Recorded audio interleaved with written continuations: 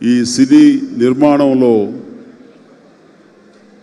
చాలా చక్కగా వారి వారి బాధ్యత నిర్వర్తిస్తుంటారు. ఒకరు కథని ఎన్నుకోవడంలోనూ, డైరెక్టర్కి కానివ్వండి, యూనిట్లో కావాల్సిన వాళ్ళందరికీ అన్ని రకాల సదుపాయాలు అందజేయడంలోనూ ఒకళ్ళు నిష్ణాతులైతే, మరొకరు కాస్టింగ్లోనూ, అలాగే టెక్నీషియన్స్ సెలక్షన్లోనూ, ఆర్గనైజ్ చేయడంలోనూ,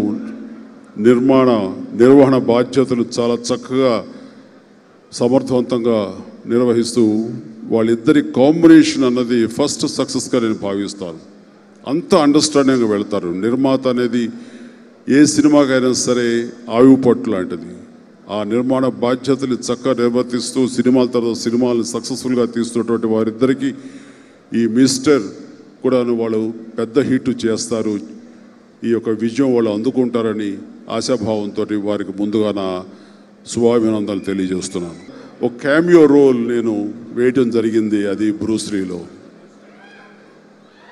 ఆ చిన్న క్యారెక్టర్ వేయాలని పట్టుబట్టింది సీను వైట్లా.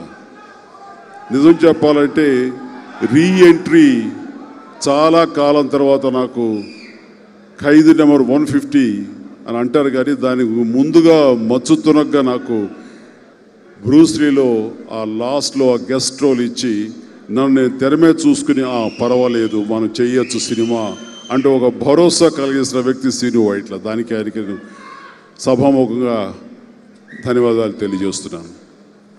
కాబట్టి ఈ సినిమా ద్వారా మళ్ళీ సీను వైట్ల